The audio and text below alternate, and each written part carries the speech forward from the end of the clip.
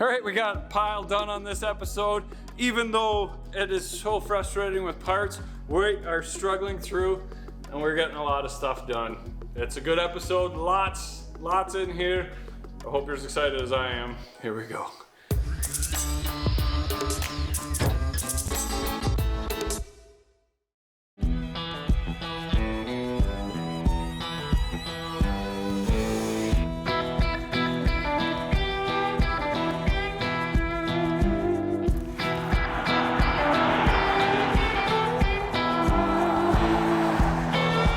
Figured before we put it back on the frame and raise the thing up, we'd do as much work as we can to it while it's nice and low. It seems that every time we do something, there's one thing holding us back, either parts or something's wrong or missing.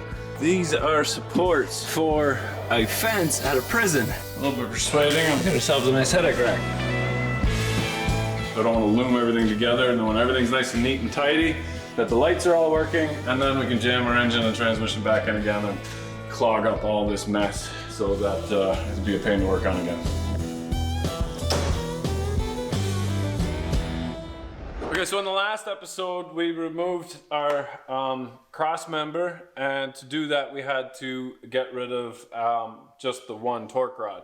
Now the torque rods, the bushings looked a little frayed on the outside. They were still okay, but we figured now's the time to do it in a nice warm shop to pull those torque rods and get the new bushings put in. They probably would have passed safety, but we want to replace them because I feel like we're going to get a lot of attention going down the road.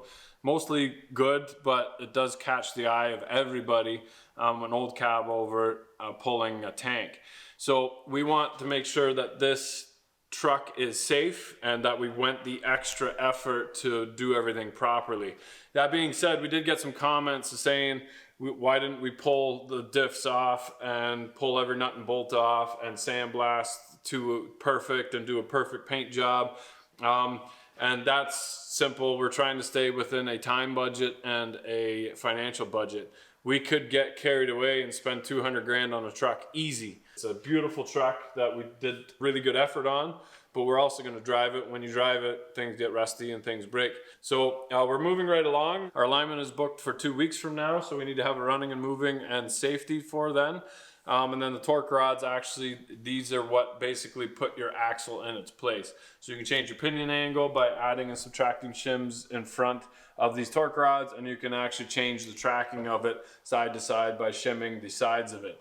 By us replacing the bushings, it should be back to the factory spec, so we didn't mess with the alignment at all. So hopefully that's fairly close.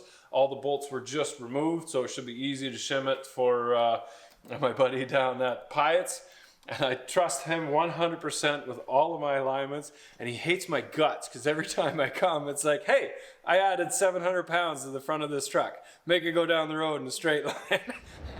Starting to run everything nice and neat underneath the frame, and now I've got my hoses for my cab.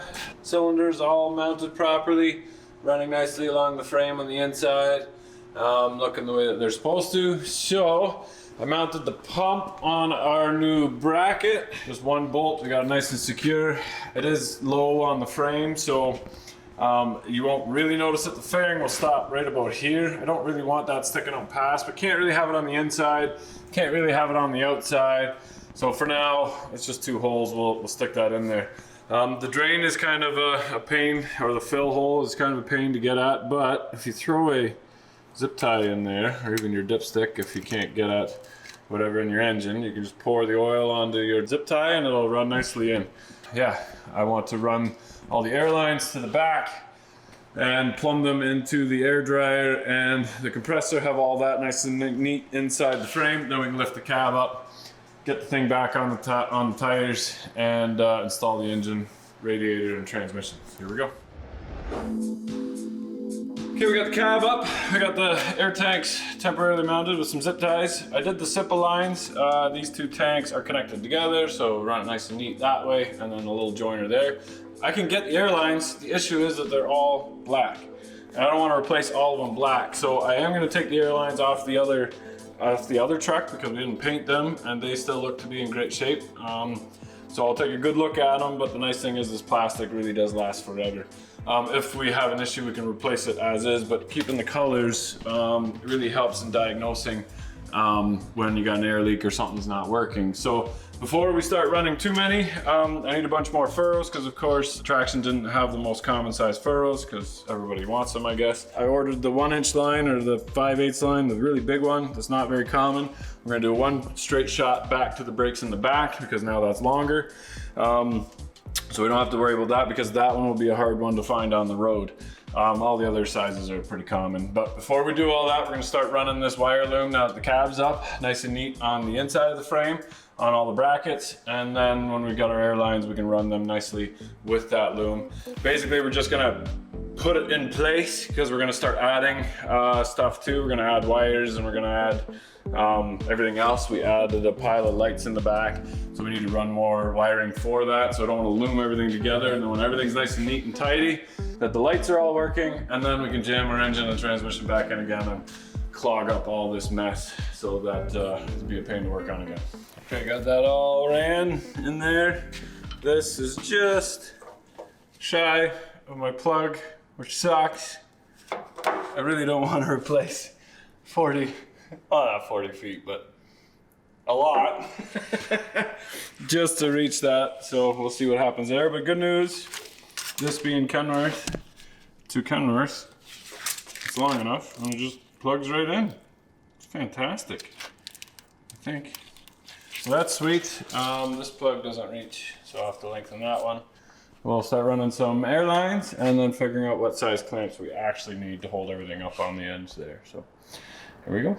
So we'll start with this green one at the very back. Service goes around across the frame, goes to the front, and that is the one right there. I can match that with a zip tie on the valve.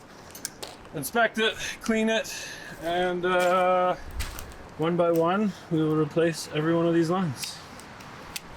Okay, so the red and the yellow, actually those valves were at the very back of the blue truck. So with these valves being over top of the front axle, they're actually long enough, so no unions. So just the original union that was here, we got the run nice and neat. And of course afterwards we'll put covers around everything so there's no rubbing. You gotta tie this one down yet, go to that tank. So yeah, the yellow one is for your service, and then the red one was for your parking brake release. So they go to basically like a relay valve, something like this. So it is able to take big air and with your button release the brakes and give air right away to everything. So that's looking really good. Then we'll do the purple one, which I think is air suspension. And then we're well under control. We're doing really good. The only thing is our old truck, the Shorty, only had a power divider. This one's got diff locks as well. So we can add 2 more hoses for that. We could tee them all together and lock everything up solid, but if we bust an axle, we can't have everything turning all at the same time. So we'll run the extra hoses for now, and then we'll add some switches in the cab afterwards. But we'll just hook up the power divider to the power divider switch so that stays the same, and then add a couple more air switches in the cab. Nice.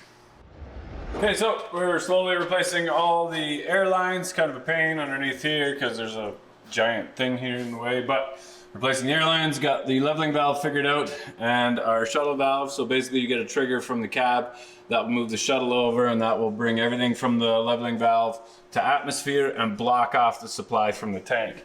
It always gets supply from the tank, so they're always inflated until you tell it to dump. So that's what this does. And then the leveling valve, as you put weight on it and that, it tries to keep it at a certain height. We had an issue where only one bag was inflating, or just these 2 bags were inflating, nothing else was. And that was actually one of these lines. So the line, probably from torching, something to do with probably this one. I can see my torch marks here. We replaced this upper mount, and I must have hit the air line there, so I have to check all the other ones as well. It didn't, usually it burns a hole in there and you find your leak really quick. This, it just melted it shut, so I can't blow through this. So that is the issue. So Only one thing left to do. I think there's no reason for this to be on there other than probably gauge inside the cab. So you can kind of figure out how much weight you got on just by how much air pressure's in here. So I think we'll do the same. We'll run another line into the cab and be able to monitor what's going on back here. But let's add some air to it and make sure all the bag air up, and then one more thing done. Here we go. I'm gonna put air to it, make sure the suspension goes up.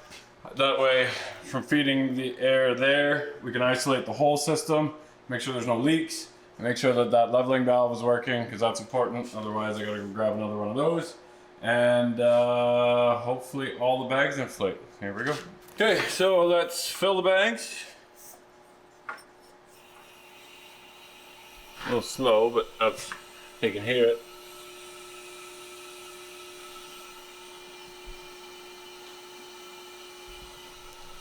See if we can lift off the axle stands and then we'll dump it. See if it holds there. It's hard. It's hard. Nice.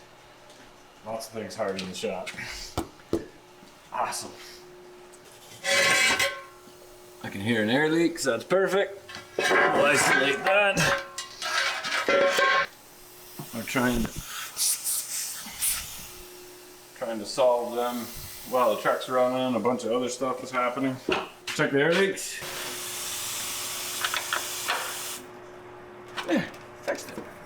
Just that extra little half a turn, quarter turn. I think the rest is quiet. Nice. Okay, see if it dumps, then the dump valve is, or the leveling valve is good. There it goes.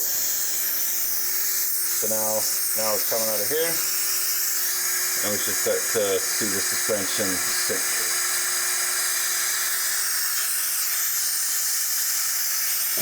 Love it. Fantastic. All right, that's one system done. A couple more airlines to run for the power divider and the diff locks, and then that's it, about it for the airlines. Nice, here we go.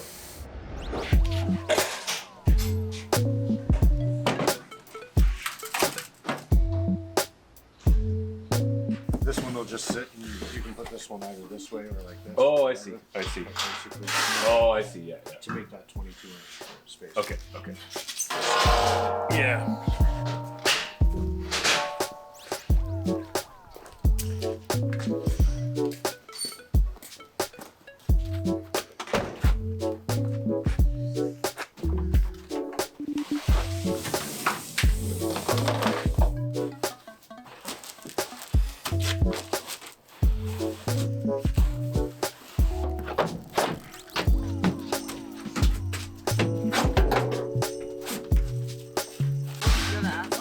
Good, how are you? Like tail panel? Yeah, it looks beautiful, man. Yeah. It's fantastic. Okay, so before I roll it ahead to do some work on the back, we've got it sitting on the axle stands right there, and the bags are up, so I can tilt it a little bit. I gotta take the weight off the front here before we put the bumper on and replace the last of these spring pins. So they got me in two of the wrong thread last time, so I got the right ones. Pop this out. I imagine it's the one that still has the old rusty grease fitting in it, and the new one doesn't. So I'll pop that off, spin that out, pop the new one in.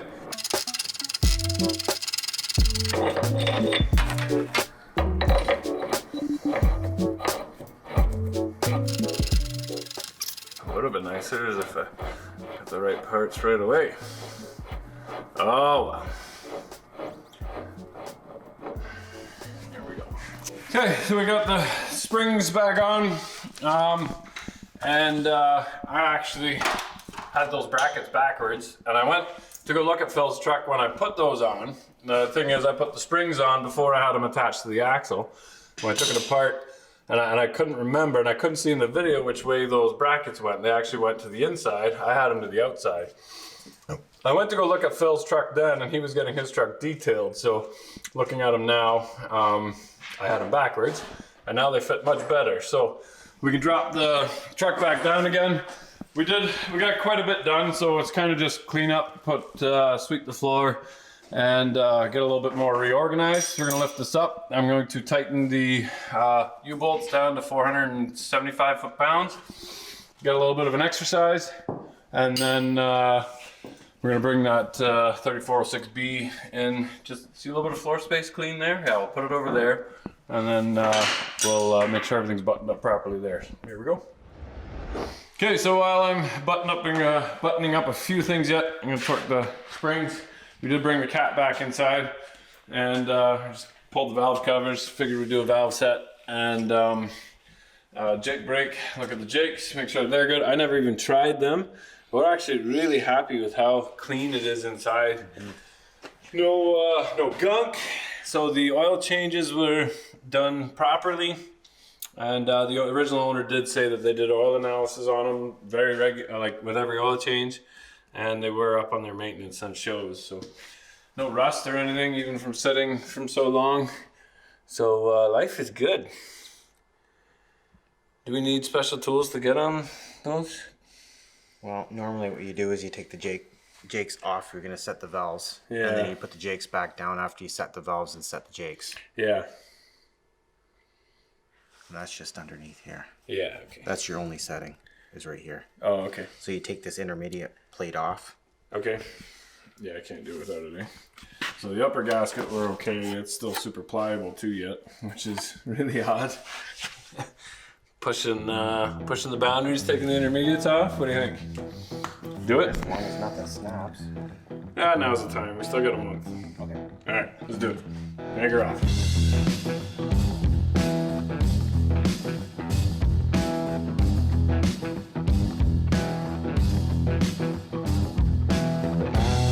Did find a couple issues. I knew the compressor was seized, and when I took that fitting off, I snapped that. So I was walking through V&R, found this other compressor, and I got home and realized it's still R12. So there is some screwing around to get this to be able to work with R134. We don't need air conditioning for Motorama, but it would have been kind of nice to have that all kind of buttoned up. Because really, everything is easy to get at, except from like here to here. There's a cab still in the way. Also, I did notice that the fan was working, but this is no good. So we lubed this all up with some WD-40, let that soak in. And we've got the manual for the jigs, so we'll set them tomorrow, but at least everything came out nice and loose and free. I'm thinking, should I paint the valve covers black?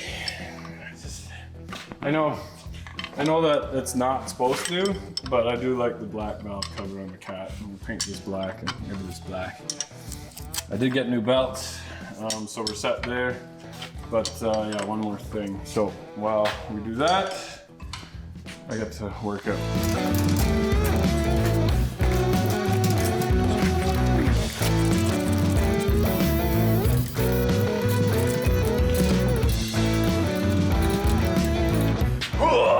One more session.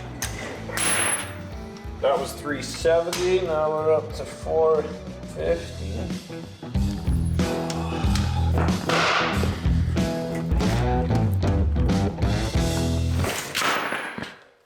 Oh, well, that's not good.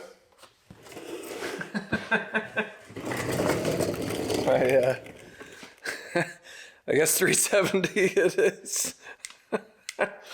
So I will find a 1 1/8 deep 3/4 drive socket for tomorrow morning. I will call that a day. Nice. I don't know why people go to the gym. You could just work for me. I don't pay that well, but think of all the money you'll save on the gym.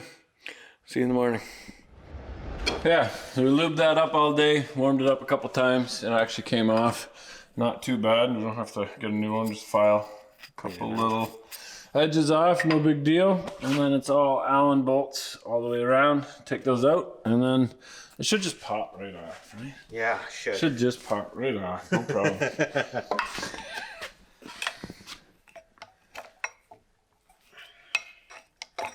There. Nice. Okay. Still look okay? Yeah. It's not too rusty. Yeah. So now we gotta take this apart Okay. to get that off. Nice, and that's it? And that should be it, yes. Right on. Let's take that with us.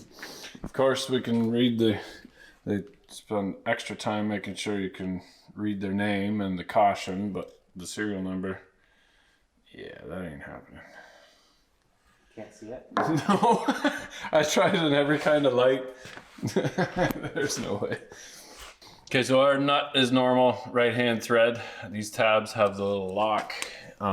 They're supposed to be in there. Luckily, we don't need a new one because they didn't fold the tabs over, but that's okay. We won't harp on previous mechanics. But then you just pop it off, pry it off, and that's it. So that was our issue. So is that supposed to be glued bonded. on there? Probably bonded. So silicone or? Well, I think you have to buy this hub, which you'll get in the kit, Okay. and then away you go again. Yeah, we got no numbers. So, but that's good. We don't have to take anything else off. No, that's it. Is that, did they lock? Is that grease or Loctite? That's grease.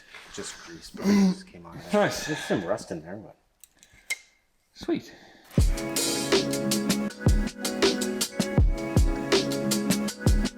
Okay, so the intake on these gets set to 15 on a 34.6B. Ours anyway, but definitely check out your own. And then exhaust gets set to 30 thou.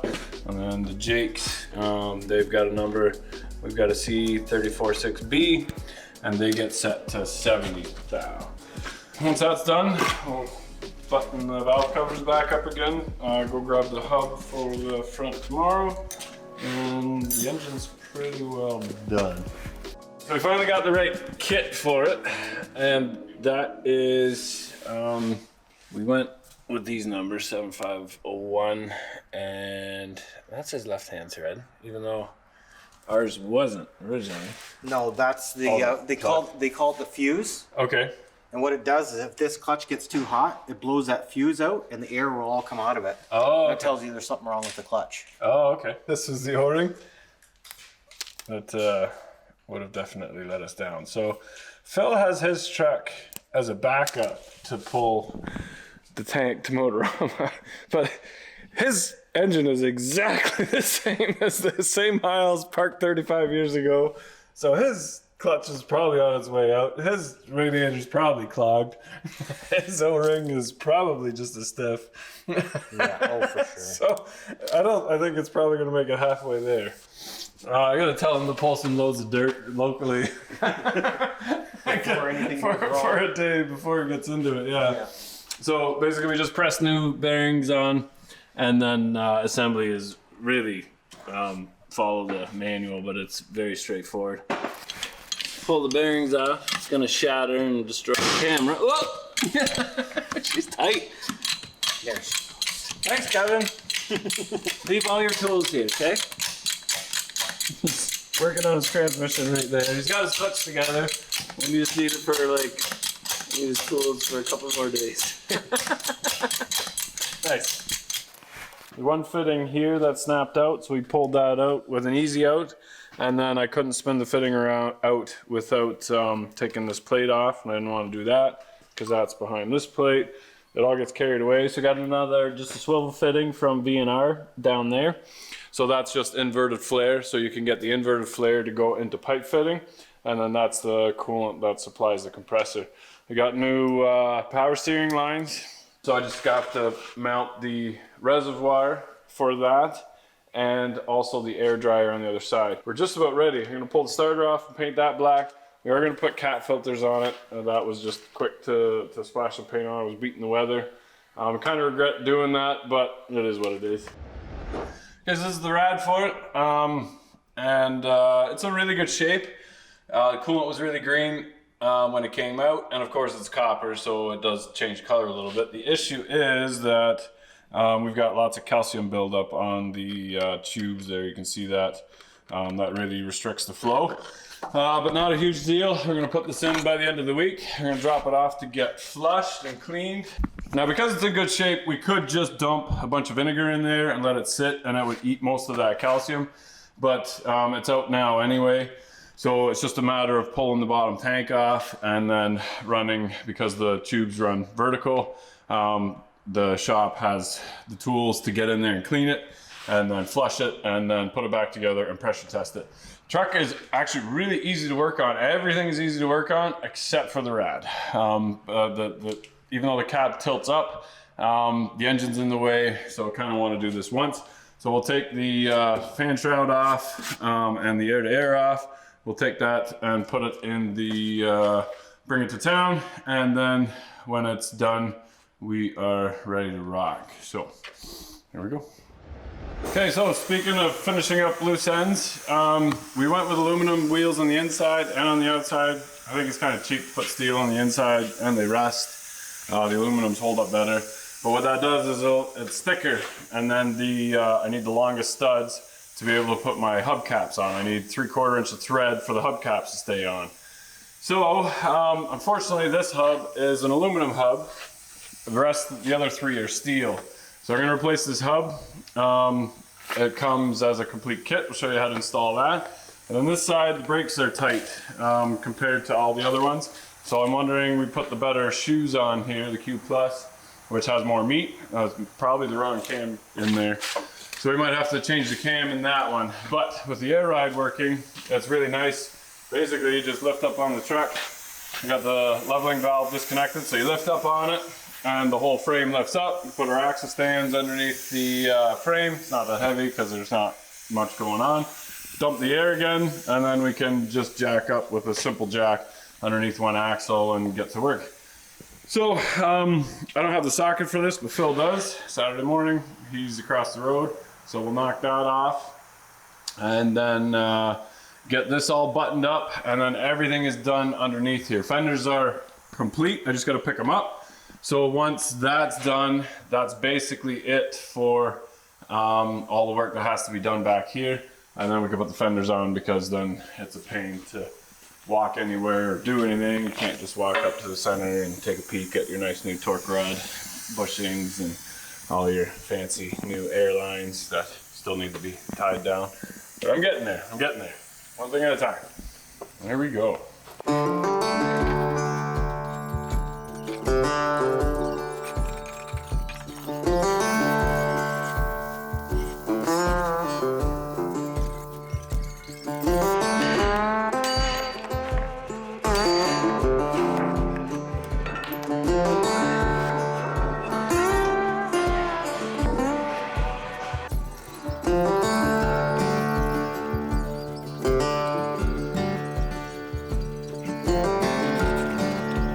Okay, so this is the hub, part number 4530273. It's a Stemco, and it's about as easy as it gets to install. It's got a sleeve in between the two bearings, so basically you just spin it on and then torque the nut to 200 foot-pounds and you're done. Now, if you're old school, like Phil, he says take that sleeve away and toss it along with this plastic little piece at the bottom that does nothing. But just for the sake of, because it's new, we're gonna throw some oil in there and install it the way it was meant to. If our tire falls off, then next time we will definitely go back to the old school. There we go.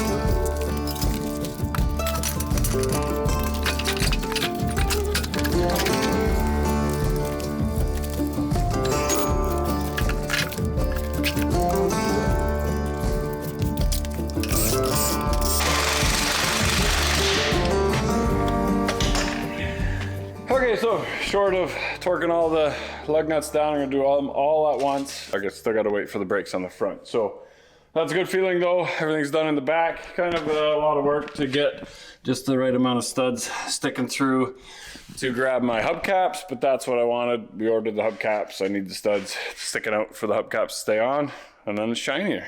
So much bling.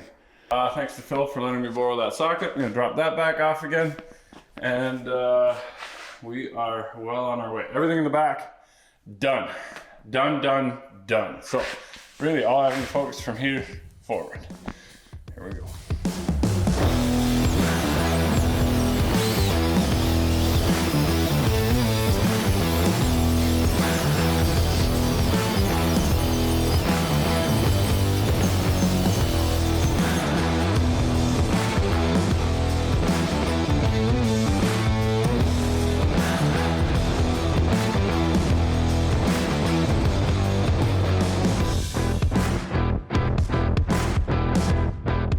Okay, so there it is.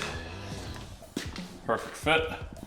So, what's nice is that they give you a little piece of Lexan, and then that goes in behind the DeBoss, and my little 3/4 inch lights now fit in those holders. So, this frame essentially pinches the Lexan in place, and then that will all be lit up in nice red color. So I have a couple backup lights, and then the rest is just turn and brake.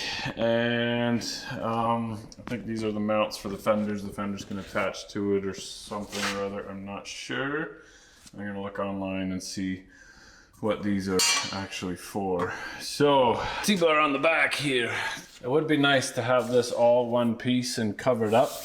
But I don't know if we're gonna put a deck plate on there or what the plans are later, and I feel like at some point this is gonna get hit. So I thought maybe we should notch this and bring this up tight up to here and mount it to there. I was leery about drilling holes in the bottom of the frame here because there are no holes along the bottom of the frame the entire length. But I think what I'm gonna do is drill holes in the bottom here because it is after the axle. This has no weight whatsoever. It's nothing to do with the rest of the frame.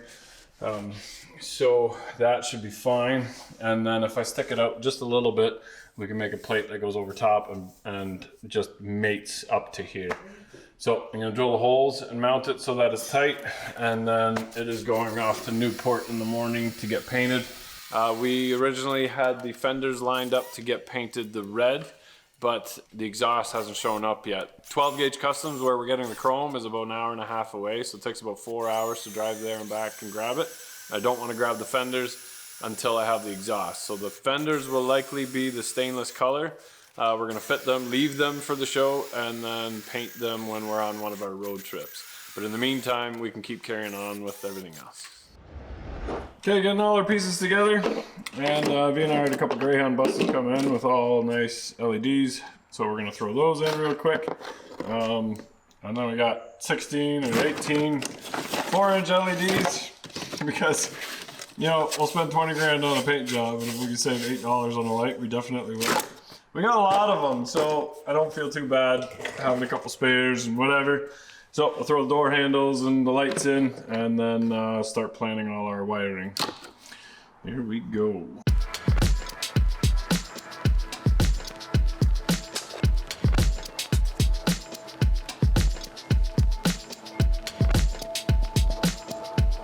Thought I'd do a nice time lapse of everything I was gonna do on the side of the truck. I was gonna put the mirrors on, but then we got mirrors with lights on it. The bar goes right through the center of the light, so that's stupid. We'll bring those back. And then missing odds and ends, nuts and bolts for the back of these. Wrong thread for the door handle, not a big deal. Put the lights on the roof. I did manage to get the side marker lights on. I think before they were just turn signal. Now we're gonna add a clearance light to that, so that'll light up on the bottom there. There we go.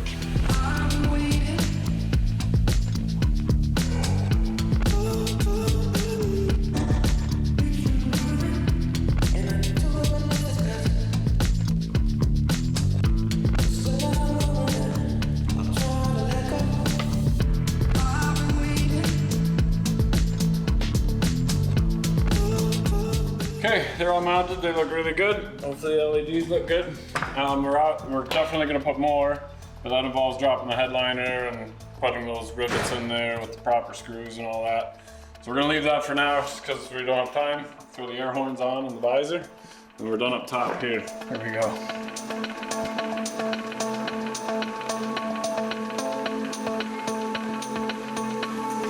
Phil told me I couldn't take any parts off of his cab over, but he didn't say anything about pulling stuff off of random parts, trucks in the yards.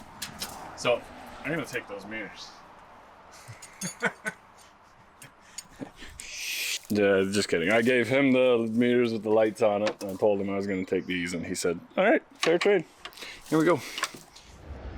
So, of course I want to run the wiring before we mount the fenders because we're going to add a pile of lights. So the wiring harness that's in there is not big enough to handle all the amperage for the lights. Now, I also moved my fuel tanks forward, and I did that because I wanted that square look at the end of the cab. People say, oh, weight, you're gonna have too much weight on the front axle. Keep in mind that this entire cab is aluminum, and only weighs like 1,300 pounds. That front axle we upgraded from a 10 or 12,000 pound to a 14,600 pounds because that's off the T800. So even though the suspension is off of the 87, the axle and the kingpins and all that is off of the 94 T800. So that being said, because I moved my fuel tanks forward, the batteries used to be right here. And if we move the batteries a little bit farther to the back, then we're moving that much more weight farther back as well. So what I'm likely gonna do is make a bracket over top of my air tanks, one on each side, straddling the drive shaft, probably underneath here as far back as possible because the transmission stops right about here. And then have two batteries and two batteries, and then we'll run relays inside the box. So we'll just use our main wiring harness to trigger those relays, and then run heavier cable to the back and to the headache rack for all the extra lights. Battery box, way too tall, way too long. This holds 4 batteries, we need to hold 2. But the bracket is nice and heavy, and it's already in the right spot. The frame's 3 inches, that would put this right on the inside of my frame rail and allow me to have 2 batteries. So luckily we have 2 of these battery boxes because Phil's truck came with one that looks almost identical. It's just got the steps on it, and we're gonna cut all that off anyway. So we're just trimming this down, put 2 batteries, got holders in the bottom and drains, and it's all set. Nice access for the cables to come through. So we'll sand that down, almost hit it, just not quite enough. And then paint it, and I'll make a new lid for it, and we got a nice box. There we go.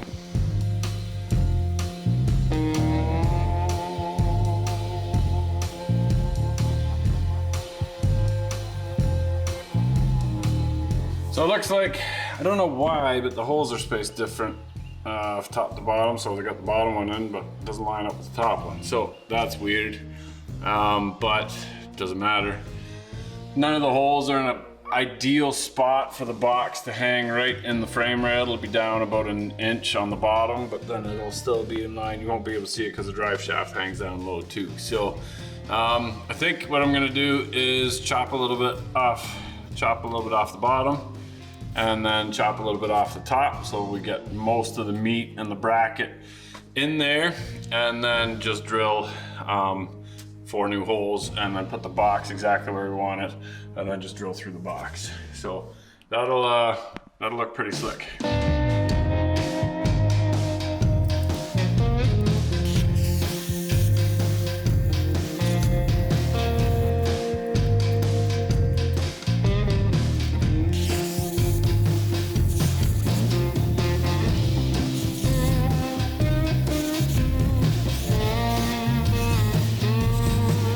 So I have my 2 battery boxes.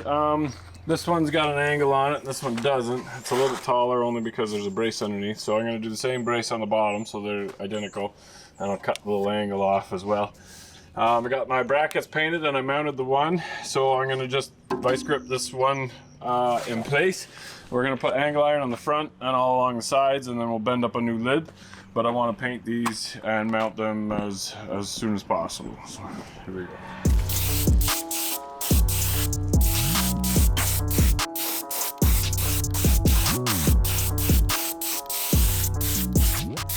Got my little Princess Auto touch-up gun. It's perfect because it's like very little overspray and super easy cleanup.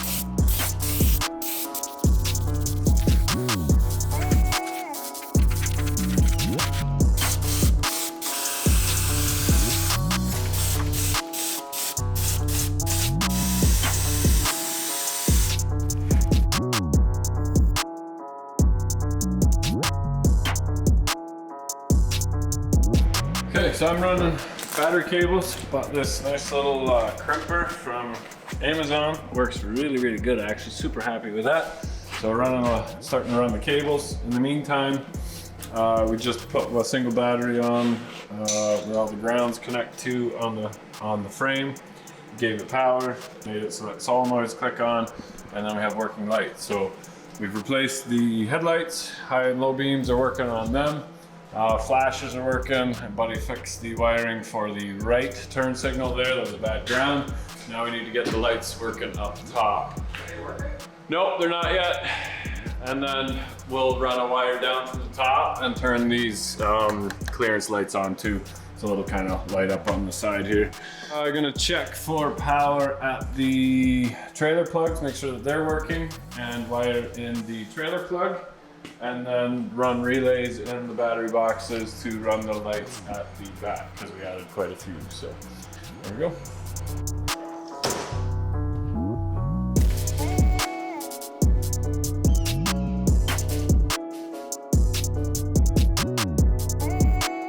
Okay, so the cat's excited. She's hearing that there's a cat going inside this thing very shortly, and that's true. We got a lot more done since this video is being edited. It's looking good. I think I have the last of my parts, and we're pounding hard on it all weekend. Hopefully have it running in 3 days time. So thanks for watching, guys.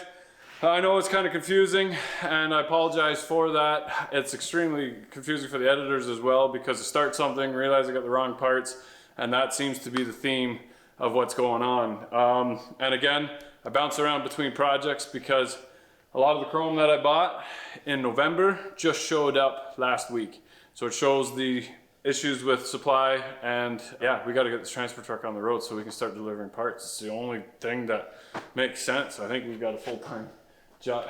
Actually, I bought a truck with no real reason to drive it. And I don't have my license. I built this. Pretty cool. Thanks for watching, guys. Yeah, see you guys at Motorama 29th. And hopefully this thing will be there.